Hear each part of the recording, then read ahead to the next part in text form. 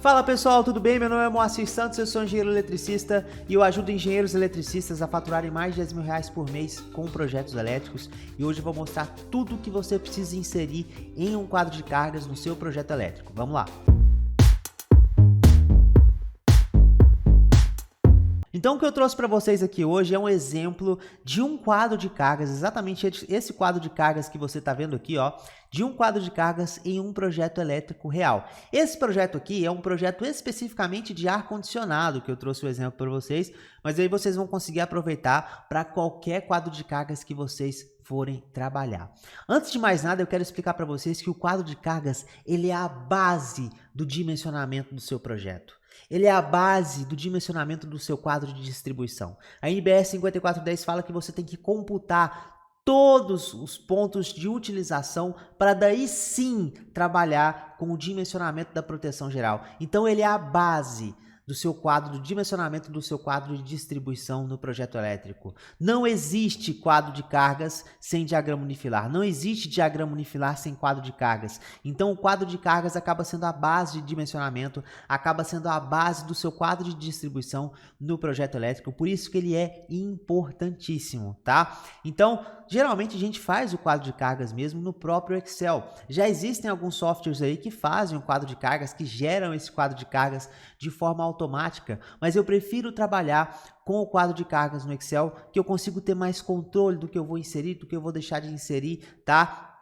E aqui já no nosso quadro de cargas ele é bem automático, bem mais fácil de ser trabalhado. Então, como você pode ver, aqui é um projeto de ar-condicionado basicamente que a gente elaborou, né? Aqui são as alimentações dos ar-condicionados em uma faculdade, aqui era basicamente uma faculdade que eles quiseram que fizesse essa alimentação. Aqui é onde a gente já tem o QDAC, que é o quadro de distribuição de ar-condicionado, e aqui a gente tem o nosso QGBT. O QGBT vai alimentar o QDAC e o QDAC vai alimentar todas as condensadoras aí do ar-condicionado especificamente, tá? Mas vamos lá para o nosso quadro de cargas. A primeira aba que nós vemos aqui é a aba de circuito.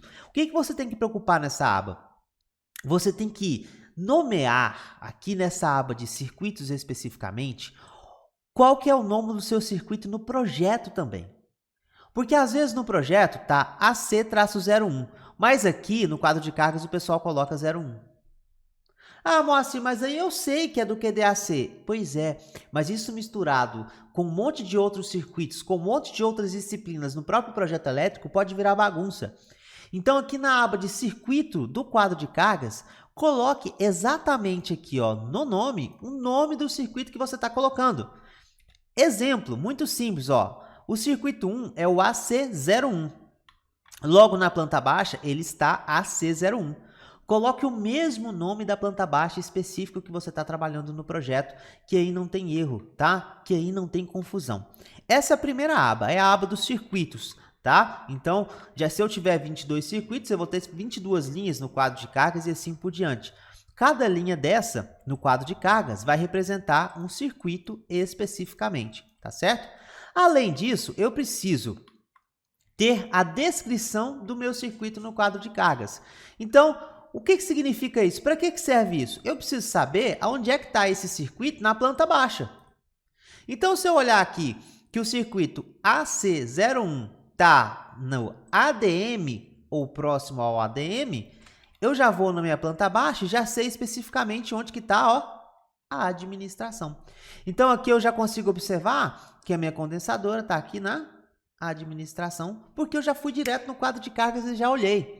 É como se fosse a localização mesmo, a descrição do circuito. Então, os dois itens que eu coloco na descrição do circuito do meu quadro de cargas. Aqui eu vou colocar a localização deste circuito e a potência específica ou a descrição específica desse circuito.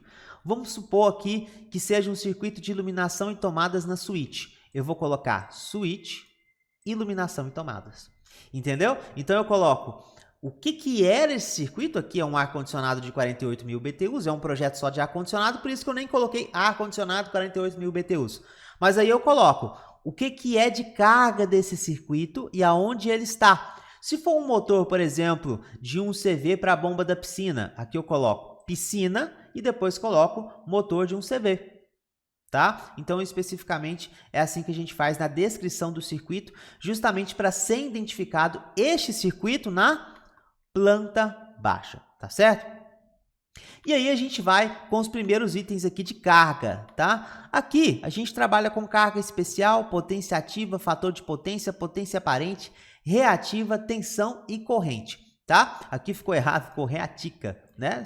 É só escrever errado, não tem problema não, aqui passa, tá? Então aqui a gente tem carga especial. Quando que eu coloco carga especial? Quando é um circuito que tem uma potência específica, né? E que se torna um circuito exclusivo. Um exemplo de carga especial também é o chuveiro. Agora, um exemplo de carga comum no projeto elétrico é simplesmente uma iluminação, tomada, é carga comum. E aí eu deixo essas cargas aqui, ó, antes da carga especial com as potências específicas.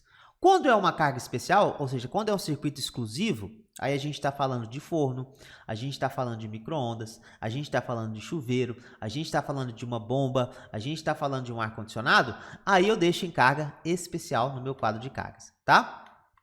Então, a gente tem aqui carga especial em watts, que é exatamente a potência em watts ativa. Potência ativa é aquela potência que vai ser utilizada realmente para o trabalho, para aquele ar-condicionado funcionar, tá? Como é um ar-condicionado de maior BTU, o fator de potência ele é maior. Ele não chega perto de 0,92, mas o fator de potência já é mais alto. O fator de potência é a relação entre o que é utilizado para o trabalho e o que é desperdiçado, tá? Via calor ou outras formas aí de potência, né? Então, quando eu pego aqui a potência ativa e divido pelo fator de potência, eu tenho aqui exatamente a potência aparente, que é exatamente essa potência aqui, tá certo? E aqui a gente tem a nossa potência reativa, que é a potência que não é utilizada para o trabalho, aquela potência que a gente chama de potência que é perdida, mas basicamente não é uma potência perdida, né?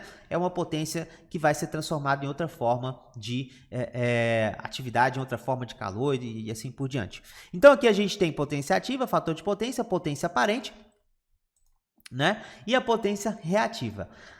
Depois eu coloco a tensão desse ar-condicionado, a tensão de alimentação. Neste caso aqui, como a gente está numa região 220, 380, ele é um ar-condicionado 220, né? Então aqui a gente deixa nosso nível de tensão aqui em 220. E aí, simplesmente eu vou pegar a minha potência aparente e dividir por 220. E aí eu tenho exatamente a minha corrente de projeto. Essa corrente de projeto é aquele IB da NBR 5410. É a corrente que eu vou trabalhar para o dimensionamento do meu ar-condicionado. E aí, a gente chega na fase do quadro de carga. Então, essa aqui é a fase inicial do quadro de cargas, onde eu vou computar potência, fator de potência, potência aparente, potência reativa, tensão e corrente do circuito especificamente, tá? Depois disso, a gente entra na aba de dimensionamento.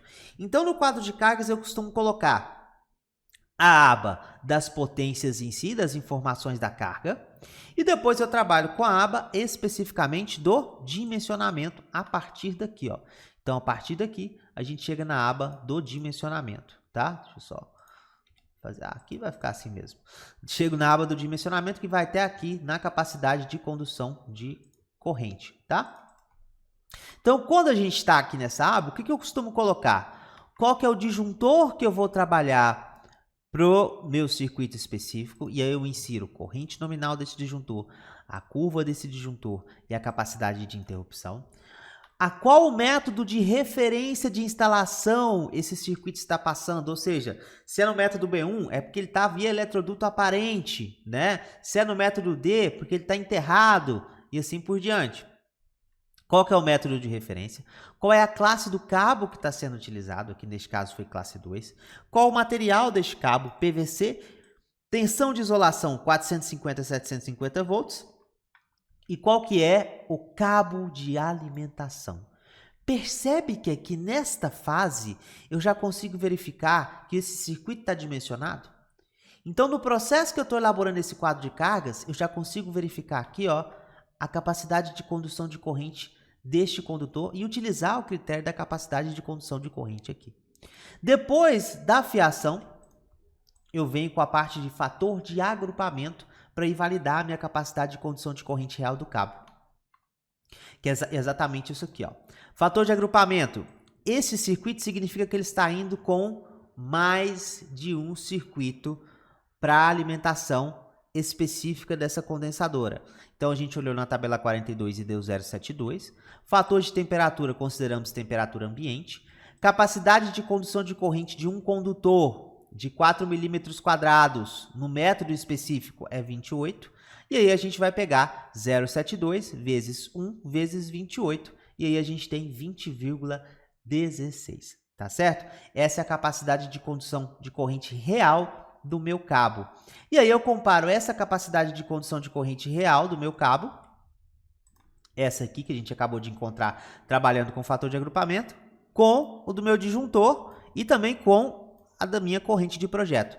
Ele tem que ser menor ou igual, e aqui também menor ou igual a essa corrente, capacidade de condução de corrente aqui. Né? Então tá tudo certo, né? O meu disjuntor de 16, ele tá entre a capacidade de condução de corrente real do meu cabo e entre a corrente de projeto, então ele vai funcionar como proteção aí contra sobrecarga especificamente neste caso, tá? E aí eu vou fazer isso para todos os pontos.